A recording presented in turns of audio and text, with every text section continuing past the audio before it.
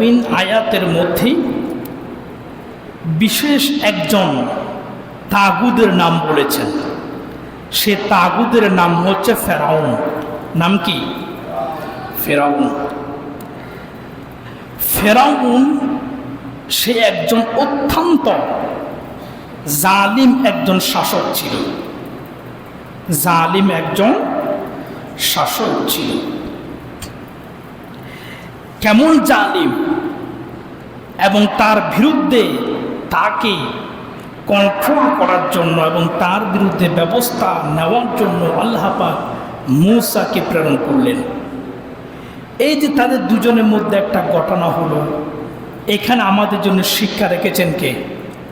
কথা বলেন না, কে রেখলেন? আল্লাহ। আল্লাহ আল্লাহর নবীকে নির্দেশ দিচ্ছেন, নবী আপনি আপনার উম্মতদেরকে, মুমিন বান্দাদেরকে মূসা এবং ফেরাউনের কাহিনীগুলো শুনিয়ে তাদেরকে শিক্ষা গ্রহণ করার সুযোগ করে দিন। সুবহানাল্লাহ। কোরআনের মধ্যে আল্লাহ পাক কি বলছেন একটু শুনে নিই। আল্লাহ পাক বলছেন তাসিন তিলকা আয়াতুল কিতাবিল মুবিন নাতলু আলাইকা মিন নাবাই মূসা ওয়া ফিরআউনা বিল হক লিকওমিন ইউমিনুন। আল্লাহ পাক রব্বুল আলামিন বলছেন, বান্দা তাসিন মিম হুরুফে মুকাত্তাআত। আল্লাহ পাক বলছেন তিলকা আয়াতুল কিতাবিল মুবিন। এখন যে আয়াতগুলো বলবো সে আয়াতগুলো পবিত্র কোরআনের স্পষ্ট এবং নিষিদ্ধ অর্থবহ আয়াত। আল্লাহ পাক বলছেন নাতলু আলাইকা মিন নাবাই মূসা ওয়া ফিরআউনা বিল হক। আল্লাহ পাক বলছেন, বান্দারে নবী মূসা এবং ফেরাউন সম্পর্কে যে আয়াতগুলো পবিত্র কোরআনের মধ্যে আমি উল্লেখ করছি, সবগুলো আয়াত মুমিনদেরকে সামনে আপনি প্রকাশ করে দিন। সুবহানাল্লাহ। কি প্রকাশ করব আল্লাহ? আল্লাহ পাক বলছেন ইন্না ফিরআউনা আলা ফিল আরদি ওয়া জাআলা আহলাহা শিয়া'আন ইস্তাদ'ইফু তা'iফাতাম মিনহুম يذبح أبناءهم ويستحيي نساءهم إنه كان من المفسدين। আল্লাহ রাব্বুল আলামিন বলছেন, বান্দা কোন এক যুগের সময় ফেরাউন নামক একজন শাসক ছিল। যেই শাসক তার রাজ্যের মধ্যে যে সমস্ত মানুষগুলো ছিল, এই মানুষদেরকে বিভিন্ন দলে বিভক্ত করে ফেললো। আর বিভক্ত করে নির্দিষ্ট একটা জাতি গোষ্ঠীর উপরে নির্যাতন এমনভাবে চালাতে পুরা জাতিকে ধ্বংস করে দেওয়ার সিদ্ধান্ত গ্রহণ করলো। আমি আল্লাহ পাক রব্বুল আলামিন বলছি, কেমন নির্যাতন! ওই জাতির কোন সন্তান জন্মগ্রহণ করলে পরে ছেলে সন্তান হলে তাদেরকে জবাই করে হত্যা করা হতো। আর যদি মেয়ে সন্তান জন্মগ্রহণ করত, ফেরাউন তাদেরকে বাঁচিয়ে রাখত। কোন পুরুষ সন্তান সে জাতির মধ্যে জন্ম দেওয়ার সুযোগ সে দিচ্ছিল না। নাউযুবিল্লাহ।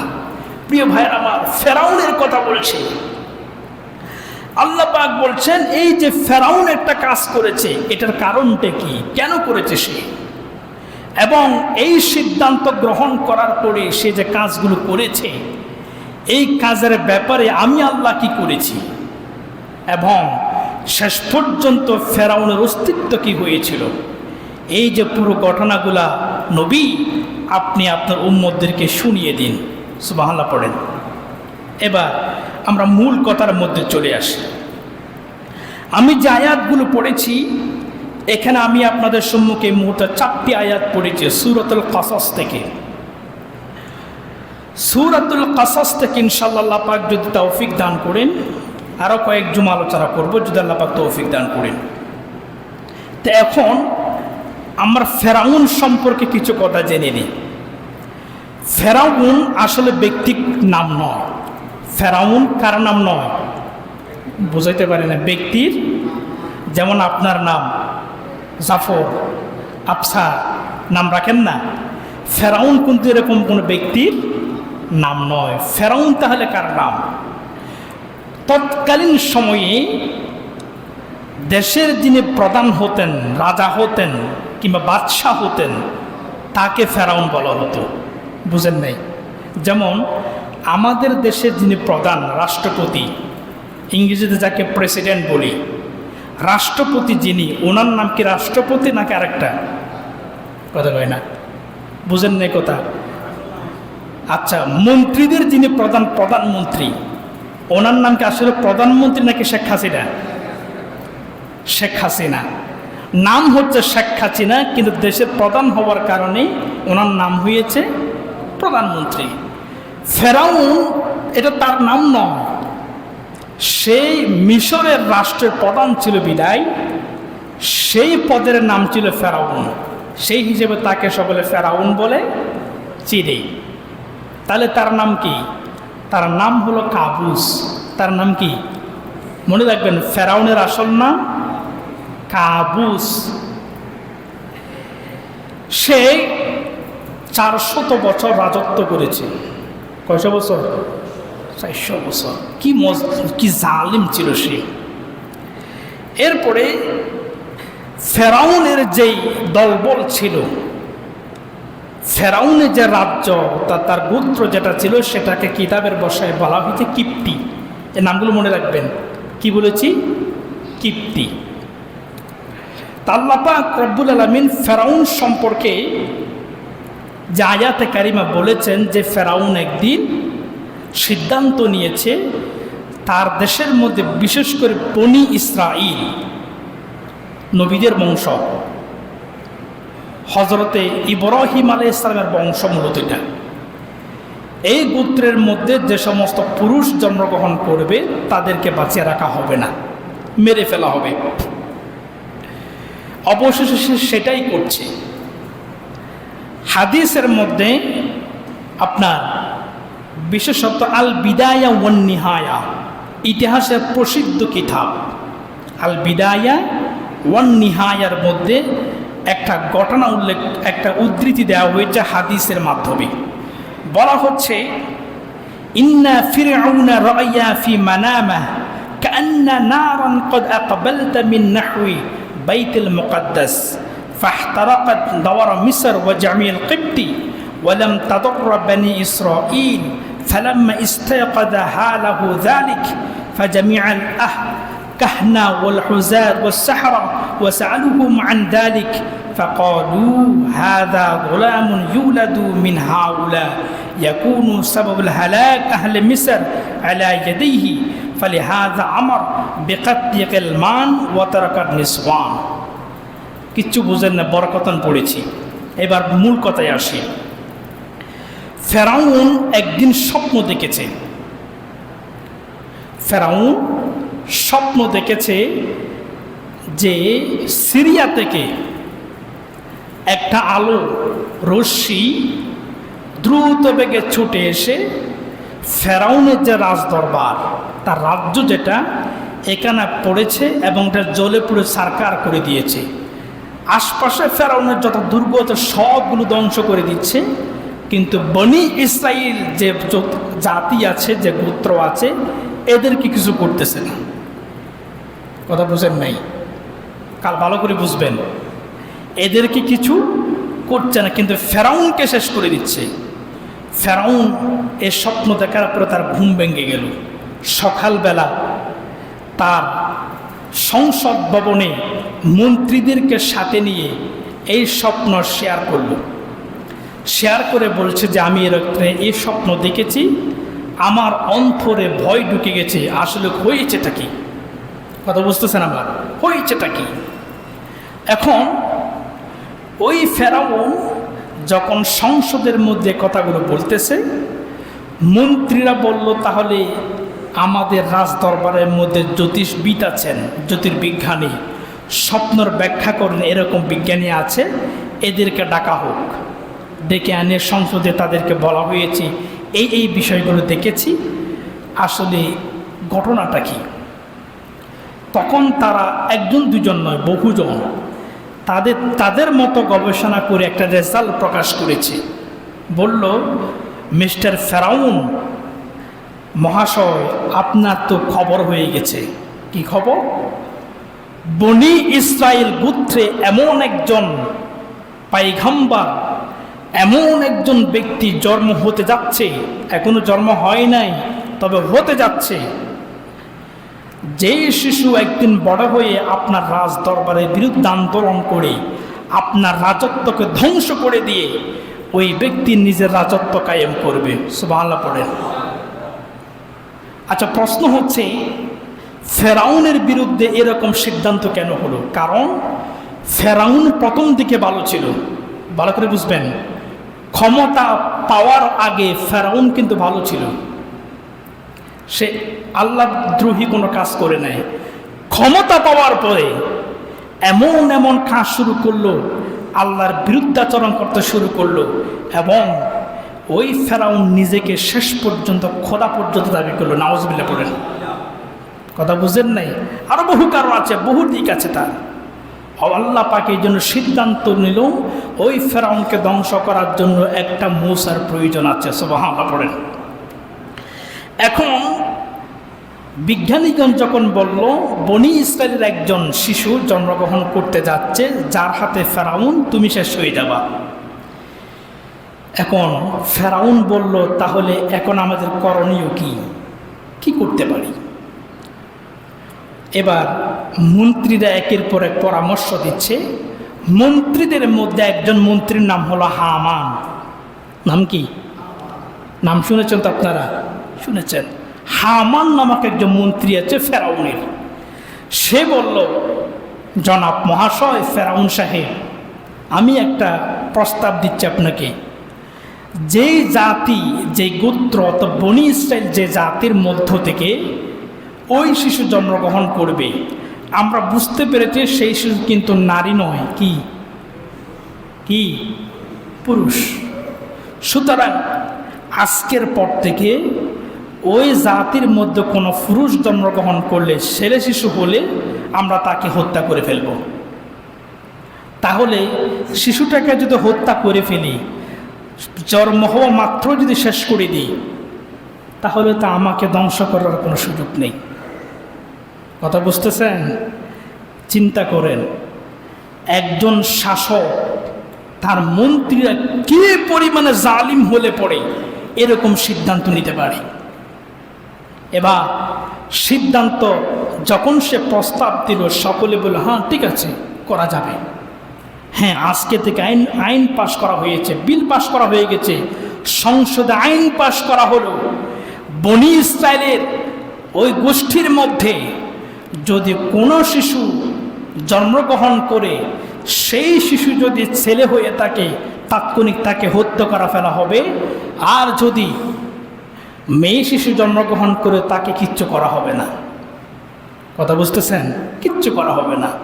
এবং নারীদেরকে বলে দেওয়া হয়েছে, তোমরা যদি জন্ম দিতে চাও, মেয়ে জন্ম দিতে পারো, কিন্তু ছেলে দিতে পারবে না। আচ্ছা, জন্ম দেওয়ার ক্ষেত্রে মা বাবার কোনো ভূমিকা আছে? কথা বলেন না, কোনো ভূমিকা নাই। এখন সে সিদ্ধান্ত যখন দিয়ে ফেললো, আইন পাশ হয়ে গেছে, দেশের মধ্যে আইন যদি পাশ হয়ে যায়, সরকার যদি জালিম হয়ে থাকে, জনগণের কিছু করার আবার সেই জনগণের মধ্যে যদি মাত্র একটা গোষ্ঠীর জন্য হয়ে যায়, তাহলে তো আরও বেশি অসহায়। কথা বুঝতেছেন আমার প্রিয় ভাই আমার? এরপরে সিদ্ধান্ত চূড়ান্ত। এবার ফেরাউন নিজের গুপ্তচর বাহিনী, গোয়েন্দা বিভাগ, পুলিশ বিভাগ এবং গুপ্তচর এদেরকে নিয়োগ করে দিল ওই যে বনি ইসরায়েলের ওই গোষ্ঠীর চতুর্দিকে। বলা হয়েছে শিশু এখনো জন্মগ্রহণ করে নাই, কোন নারী গর্ভবতী হচ্ছে সেটা প্রত্যেক ঘরে ঘরে গিয়ে তোমরা তালিকাভুক্ত করবা। কথা বুঝতেছেন? তালিকাভুক্ত করবা। তালিকাভুক্ত করার পরে সময় গুনবা কখন তার ডেলিভারির সময় হচ্ছে। ডেলিভারির সময় যদি কাছে চলে আসে, ওই নারীকে তোমরা হয় আমাদের রাষ্ট্রীয় হাসপাতালে নিয়ে আসবা, না হতোবা তার ঘরের মধ্যে সরকারি লোক থাকতে হবে, গোয়েন্দা এবং কিংবা গুপ্তচর অবশ্যই থাকতে হবে। কথা বুঝতেছেন? কি পরিমাণ নজরদারি দেখেন। অবশেষে সিদ্ধান্ত যেরকম নিল ওইভাবেই সিদ্ধান্ত হয়ে গেছে, কোনো নারী যখন গর্ভবতী হয় তাকে সরকারের লোক গিয়ে তালিকাভুক্ত করে ফেলে। তালিকাভুক্ত করে যখন ডেলিভারির সময় হয়, সরকারি গোয়েন্দা, পুলিশ, সেনাবাহিনী ইত্যাদিকে তার চতুর্পাশে ঘিরে থাকে এবং ডেলিভারি রুমের মধ্যে একজন নারী গুপ্তচর থাকে। ডেলিভারি হওয়ার মাত্রই যদি ছেলে হয়ে থাকে, ওই নারী বাইরে এসে গোয়েন্দাদেরকে, পুলিশ বিভাগকে বলে দেয়। পুলিশ বিভাগ তাৎক্ষণিক জল্লাদকে খবর দেয়। জল্লাদ এসে মায়ের সামনে কলিজার টুকরো নবজাতককে তাৎক্ষণিক জবাই করে হত্যা করে দেয়। নাউজুবিল্লাহ। তাৎক্ষণিক জবাই করে হত্যা করে ফেলে। আর যদি মেয়ে সন্তান হয় তখন তারা কিচ্ছু করে না, ওটাকে ছেড়ে দিয়ে সমস্ত গোয়েন্দা, পুলিশ বাহিনী সব দিয়ে তারা ওখান থেকে চলে যায়। এইভাবে একদিন নয়, 2 দিন নয়, বছরের পর বছর এই গণগুলো যাচ্ছে আর যাচ্ছে। এক পর্যায়ে ফেরাউনের কিপ্তিদের একটা দল সংসদের মধ্যে আবার নতুন করে সংসদ বসে ঘটনা জানানো হলো যে, ফেরাউন, তুমি যেই পরিমাণ বাচ্চাদেরকে হত্যা করতেছো, কিংবা আমরা যে পরিমাণ বাচ্চাদেরকে হত্যা করতেছি, লাগাতার যেভাবে হত্যা করতেছি, আমাদের রাষ্ট্রের মধ্যে পুরুষের যে সংখ্যা এটা আশঙ্কাজনকভাবে কমে গেল। লাগাতার যদি পুরুষ ছেলেদেরকে হত্যা করা হয়, মনে করেন প্রত্যেক দিন হচ্ছে শিশু জন্মগ্রহণ নিচ্ছে, পুরুষ হলে মেরে ফেলা হচ্ছে। বছর 5 বছর 6 বছর পরে এলাকার মধ্যে কি পুরুষ দেখা যাবে? আর কথা বলেন না কেন? বুঝতেছেন না আমার কথা? ছেলে দেখা যাবে। আর রাষ্ট্রকে রক্ষা করার জন্য কি মেয়েরা যাবে না ছেলেরা যাবে? ক্ষিপ্তিরা বলতেছে, যেইভাবে পুরুষদেরকে হত্যা করা হচ্ছে, আমার রাষ্ট্রকে রক্ষা করার জন্য আমরা কিন্তু আর কোনো পুরুষ পাবো না। অবশেষে ভিন দেশীদের হাতে আমাদের রাষ্ট্র পরাজিত হয়ে আমাদের কর্মতা চুরমার হয়ে যাবে। তাহলে কি করা যেতে পারে? বলছে, আপনার আইনটাকে একটু শিথিল করুন। কি শিথিল করব? বলা হচ্ছে, আমরা 1 বছর হত্যা করব, আর 1 বছর হত্যা করব না। দেখেন, 1 বছর হত্যা করব, আর 1 বছর হত্যা করব না। এইভাবে তখন বলা হচ্ছে, ঠিক আছে, 1 বছর হত্যা হবে, আর 1 বছর হত্যা হবে না। যেই বছর হত্যা হবে না তার নাম হলো বিরতি বছর, আর 1 বছরের নাম হলো নিধন বছর। বিরতি যে বছর দিয়েছে সেই বছরে মূসার বড় ভাই হযরত হারুন আলাইহিস সালাম জন্মগ্রহণ করেছে। তো সুতরাং উনি তো বিরতি বছরে জন্মগ্রহণ করেছেন, তার উপর কোনো বালা মুসিবত হয়নি। পরবর্তী বছর, যেই বছর হত্যার বছর, হত্যার বছর হযরতে মূসার মা প্রেগনেন্ট হয়ে গেল। মূসার মায়ের মধ্যে একটা টেনশন চলে আসলো। এই রে, গোয়েন্দা বিভাগ, গুপ্তচর সকলেই কিন্তু ওই যে মূসার মার বাড়িতে খোঁজ খবর রাখা শুরু করে দিয়েছে। কিতাবের মধ্যে 2টা বর্ণনা আসছে। একটা বর্ণনা হলো, স্বাভাবিকভাবে নারীরা যখন গর্ভবতী হয় যে সিমটমগুলো থাকে, বিশেষত তাদের পেট যে ফুলে যায়, মূসার মায়ের পেট ফুলে নাই, বাহির থেকে বোঝা যাচ্ছে না উনি যে গর্ভবতী। একটা বলা হয়েছে ব্যাপার, আরেকটা বলা হয়েছে না, ঠিকই বোঝা যাচ্ছে। অতএব ফেরাউন সেই মূসার বাড়িতেও সরকারি গুপ্তচর গোয়েন্দা নিয়োগ করে দিল। সময় যখন ডেলিভারির সময় যখন হয়ে আসলো, ঠিক ওই সময় ওই আগের মতো গুপ্তচর, নারী গুপ্তচর, গোয়েন্দা সবাই বাড়ির চতুর্পাশে, এবং মূসার মায়ের ডেলিভারির সময় একটা নারী গুপ্তচর সামনে উপস্থিত। মূসার মা সন্তান প্রসব করলেন, ছেলে না মেয়ে? আপনারা বুঝেন নাই, কথা যেন উত্তর দেন নাই। ছেলে না মেয়ে? ছেলে। ছেলে জন্মগ্রহণ করার সাথে সাথে মূসার আলাইহিস সালাম মা তো আরো টেনশনে পড়ে গেলেন, হাই রে, আমার সামনে কি আমার কলিজার টুকাকে জবাই করে দিবে? আল্লাহু আকবার। কিন্তু কোরআনের মধ্যে বলা হচ্ছে আল্লাহ পাক এটা করতে দেন নাই। ওয়া আলকাইতু আলাইকা মুহাব্বাতাম মিন্নি, মূসা আলাইহিস সালামের শরীরের মধ্যে, চেহারার মধ্যে আল্লাহ পাক এমন একটা নূর দিয়েছেন, আলো দিয়েছেন, যেটা দেখলে পরে কোনো মহিলা, কোনো পুরুষ নিজেকে কন্ট্রোল করতে পারে। দিয়েছেন কে? রাখে আল্লাহ, মারে কে? বলেন না, রাখে আল্লাহ, মারে কে? প্রিয় ভাইয়েরা আমার, কোরআনের মধ্যে বলা হচ্ছে ওয়ালকাইতু আলাইকা মাহাব্বাতাম মিন্নি, আল্লাহ পাক বলছে আমি মূসাকে জন্মগ্রহণ করা মাত্রই তার চেহারার মধ্যে এমন একটা নূর দিয়ে দিলাম, যে নূরের দিকে তাকালে পড়ে পৃথিবীর সমস্ত মানুষ প্রায় পাগল হয়ে যায়, চোখ ফিরাতে পারে না, ভিতর থেকে একটা ভালোবাসা সৃষ্টি হয়ে যায়। ওই নারী গুপ্তচর যাকে নাকি ছেলে হলে খবর দেওয়ার জন্য নিয়োগ করা হয়েছিল, ওই নারী গুপ্তচর দেখা মাত্র নিজে বেদম হয়ে গেলেন। সুবহানাল্লাহ পড়েন। ওই নারী গুপ্তচর বলল, এত ফুটফুটে সুন্দর, চাঁদের চাইতে সুন্দর চেহারার বাচ্চাটাকে তো আমি তো হত্যা করতে পারি না, আমার দিল মানছে না। আমি যদি কবরটা বাইরে বলে দিই তারা দেরি করবে না, জল্লাদ এসে হত্যা করে ফেলবে। অতএব আমি যদি মিথ্যা বলি কোনো অসুবিধা হবে? নারী গুপ্তচর বললেন, বাইরে এসে ছেলে হয় না, ছেলে হয় না, মেয়ে হয়েছে। সুবহানাল্লাহ পড়ে। মূসার মাকে বলল, মূসারে, ও মূসার মা, তুমি সন্তানটাকে সযত্নে রাখবা, যদি কোনোদিন খবর পেয়ে যায় তাহলে জামালায় পড়ে যাবা, এই সন্তানটাকে তোমাকে লুকিয়ে লুকিয়ে রাখতে হবে।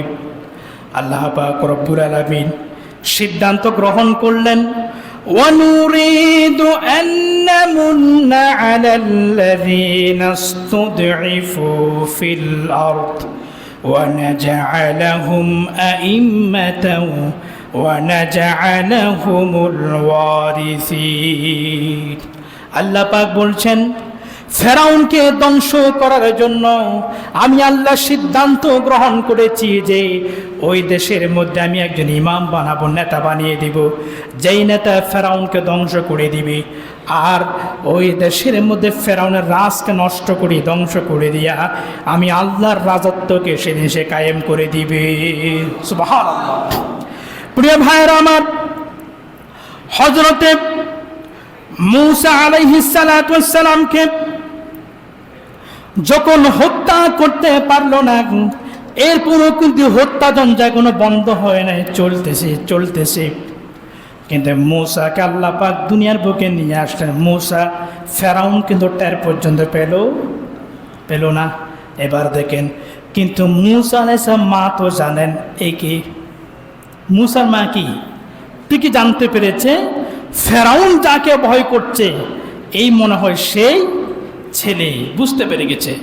এখন মূসার মা টেনশনে পড়ে গেছে, এই সন্তানটাকে আমি বড় করবো কিভাবে, কারণ এখন কিন্তু হুলিয়ে দাঁড়িয়ে আছে, দেখলেই হত্যা করবে, কি করে সন্তানকে বাঁচানো যায়।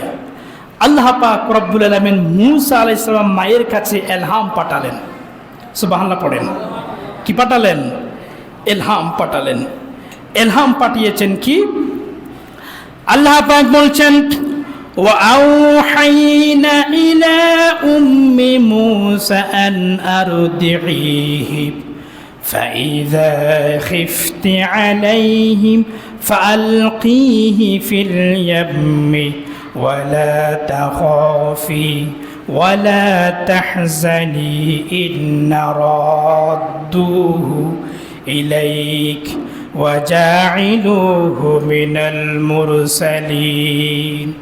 আল্লাহ পাক রব্বুল আলামিন মূসা আলাইহিস সালামকে বললেন, ও মূসার মা, তোমার সন্তানটাকে ভয় পাওয়ার কোনো দরকার নাই। যতদিন পারো তুমি তাকে দুধ পান করাও। যদি কোনোদিন বিপদের আশঙ্কা দেখতে পাও, দেরি করবা না, তোমার সন্তানটাকে পাশে যে নীল নদ আছে, নীল নদের মধ্যে তাকে ফেলে দিবা। সুবহানাল্লাহ পড়ে, নীল নদের মধ্যে তাকে ফেলে দিবা।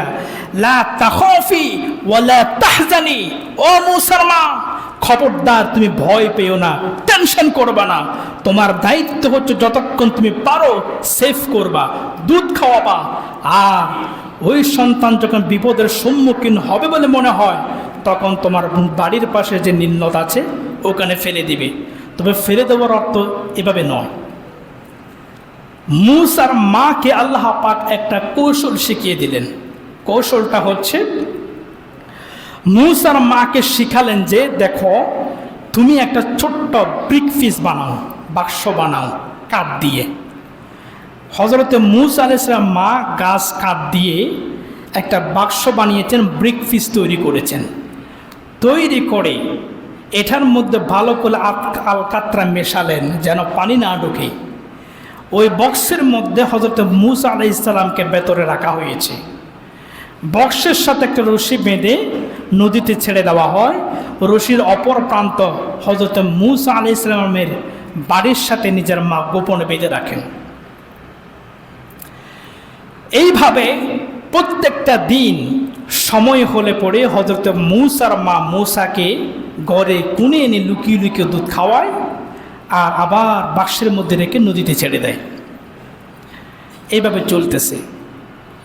কিন্তু একটা জিনিস লক্ষ্য করুন, নিজের কলিজার টুকরা সন্তান, প্রত্যেক মাই চায় আমার ছেলেকে, আমার সন্তানকে আমার মমতা দিয়ে, আদর স্নেহ দিয়ে আদর করে করে বড় করব।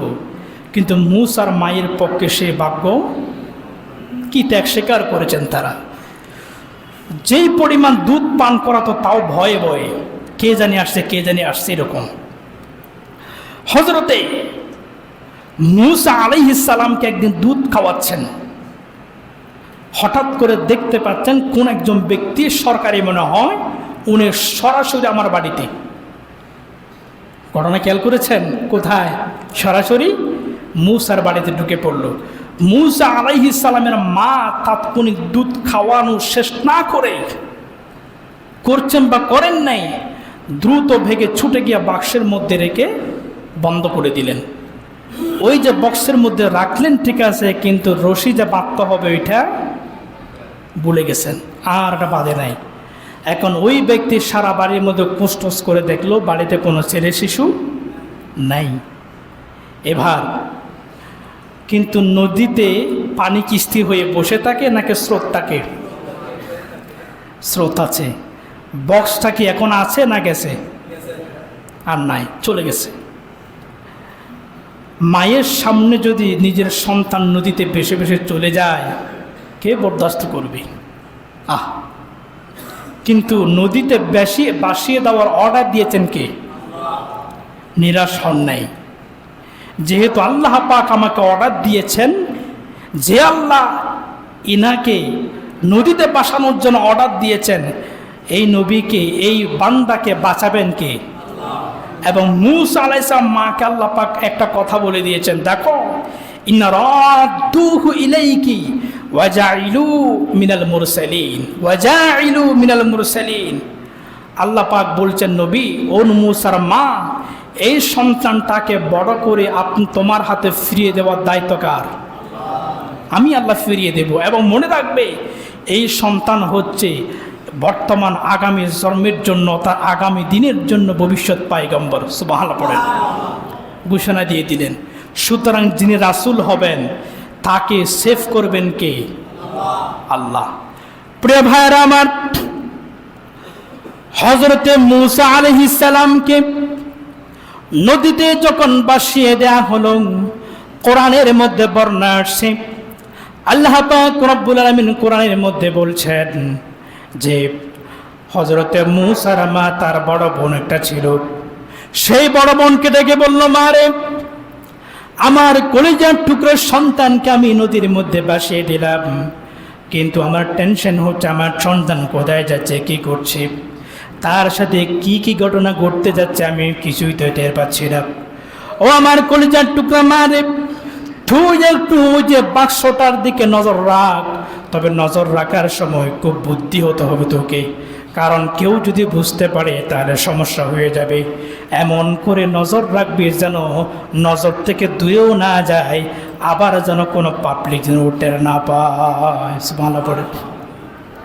প্রিয় ভাইরা আমার, হযরতে মূসা আলাইহিস সালামের বোন আর দেরি করল না, তাৎক্ষণিক বাড়ি থেকে বের হয়ে ওই মূসার বাক্সটি যেই দিকে ছুটে চলছে, মূসার বোন সেই দিকে ছুটে ছুটে যাচ্ছে। তবে এমনভাবে নজর রাখতেছে মনে হয় ওই বাক্সের দিকে ওই ছোট্ট মেয়েটির কোনো ভ্রুক্ষেপ পর্যন্ত নাই। সুবহানাল্লাহ পড়ে। অর্থাৎ মানুষেরা দেখার পরে এই কথা বুঝতে পারছে না যে এই মেয়েটা ওই বাক্সটির নজর রাখছে। এটা কোনো মানুষ বোঝার কায়দা নেই, অর্থাৎ খুব বুদ্ধি করে নজর রাখতেছে। এরপরে মূসা আলাইহিস সালামের বাক্সটি যেতে যেতে চলে গেল ফেরাউনের যে নদীর যে ঘাট আছে ওই ঘাটের মধ্যে গিয়ে ঠেকল। কথা বুঝেন নাই? আচ্ছা, মূসা আলাইহিস সালামের জন্য সবচাইতে বড় ভয়কে ফেরাউন, আর আল্লাহ পাক মূসাকে পাঠালেন এখন কোথায়? ফেরাউনের ঘরে। বাক্সটি যখন ফেরাউনের ঘাটের সামনে গিয়ে আটকালো, মূসা আলাইহিস সালামের বড় বোন তো ভয়ে কম্পন হয়ে গেল। এই রে, যার জন্য বাইকে রক্ষা করতে চাচ্ছি বিপদ তো সেখানে গিয়েই ঠেকলো, এখন কি করা যাবে?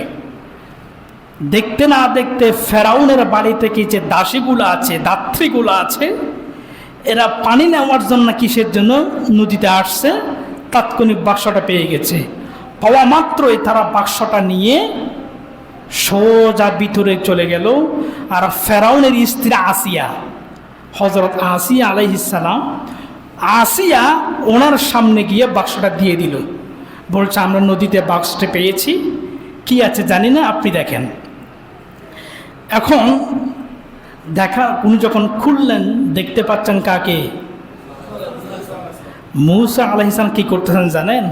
এই যে কি আঙ্গুল চুষছে, আমাদের ছোট বাচ্চারা যেরকম আঙ্গুল চষে, মূসা আলাইহিস সালাম কি করতেছেন? খুব মজা করে আঙ্গুল চুষতেছেন।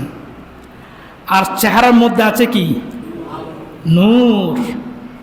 সুবহানাল্লাহ। মূসা আলাইহিস সালামের নূর থেকে হযরতে আসিয়া নিজেকে আর কন্ট্রোল করতে পারে? এত সুন্দর বাচ্চা হয় কেমনে? এই নূর দিয়েছেন কে? কথা বলেন, কে দিয়েছেন? মূলত এই নূরের মাধ্যমে, এই আলোর মাধ্যমে, সৌন্দর্যের মাধ্যমে মূসাকে রক্ষা করবেন কে? আল্লাহ।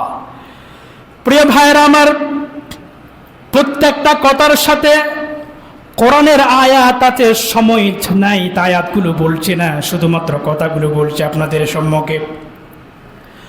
হযরতে মূসাকে দেখার পরে আসিয়া বলল, এই সন্তানকে দেখলে পরে আমার কলিজাটা ঠান্ডা হয়ে যাচ্ছে। মূসাকে দেখার পরে হযরত আসিয়া তার স্বামী ফেরাউনকে ডাক দিল। ফেরাউন চলে আসলো। আসার পরে ফেরাউনকে বলল, দেখো এই সন্তান কত সুন্দর, আমি এই সন্তানকে পেয়ে অত্যন্ত খুশি হয়েছি। ফেরাউন দেখা মাত্রই, বুঝেন নাই, দেখা মাত্রই ভয় পেয়ে গেল।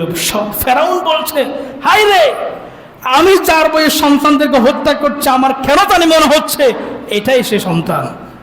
আল্লাহু আকবার পড়েন, এটাই সেই সন্তান। অতএব আমি তো একে বাঁচিয়ে রাখবো না, মেরেই ফেলবো আমি। এরপরে আসিয়া বলতে লাগলেন, হে আপনি পাগল হয়েছেন নাকি? এত সুন্দর বাচ্চা মারবেন কেমনি? আর এই বাচ্চা যে আপনাকে হত্যা করবে আপনি বুঝলেন কি করে? মনে রাখবেন, যত ফালওয়ান হোক না কেন স্ত্রীর কাছে দুর্বল। কি? যত মন্ত্রী হোক, ঘরের মন্ত্রীর কাছে শক্তি চলে না।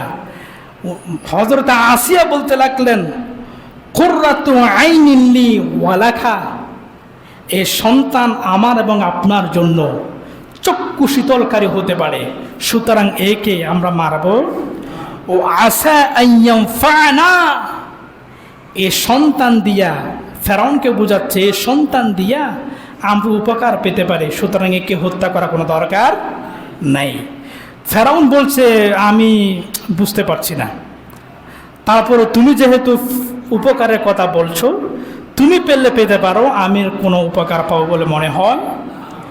শেষমেশ বুঝাচ্ছে ফেরাউনকে, দেখো আমরা বিয়ে করেছি বহুদিন হলো, আমাদের পরিবারে কোনো সন্তান নাই, আমার মনে হয় এটা আল্লাহর পক্ষ থেকে আমাদের একটা সন্তান হিসেবে আল্লাহ পাক দিয়েছেন, সুতরাং আমরা একে সন্তান হিসেবে বড় করি, একে হত্যা করা কোনো দরকার। ফেরাউন কথার সাথে না পেরে বলছে ঠিক আছে, তুমি যেহেতু বলছো তাহলে লালন পালন করো, অসুবিধা নেই।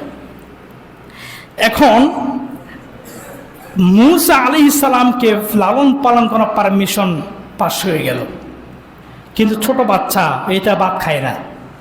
ছোট বাচ্চারা কি ভাত খাবে? কি খায়? দুধ খায়। এখন রাজ দরবারের মধ্যে যতগুলা দাত্রী মহিলা আছে, দুধ খাওয়া এরকম যারা মহিলা আছে, এদের সকলের কাছে মূসাকে পাঠানো হলো। হযরত মূসা আলাইহিস সালাম কারো দুধ পান করে না। ঘরের বাহিরে অবস্থান করছে হযরত মূসার বড় বোন, এখনো জানে না ভেতরে কি চলতেছে, কে বাইকে বাঁচিয়ে রাখলো নাকি শেষ করে দিল, তবে খবরের জন্য অপেক্ষায় আছে। প্রত্যেক দাত্রী চাইল দুধ খাওয়াতে, কেউ পাচ্ছে না, কারণ আল্লাহ পাক হযরত মূসার মাকে কথা দিয়েছে সন্তানটাকে কোথায় পাঠাবো, কোথায়? তুমি মায়ের কোলে, আমি আবার ফেরত দিব, তুমি টেনশন করবা না। হযরতে মূসা আলাইহিস সালামকে সকলেই চেষ্টা করছে, ওয়াহাররামনা আলাইহিল মারাদিই, আল্লাহ পাক বলছেন মূসার জন্য সমস্ত মহিলার দুধ পান করা হারাম করে দিলাম। আল্লাহু আকবার।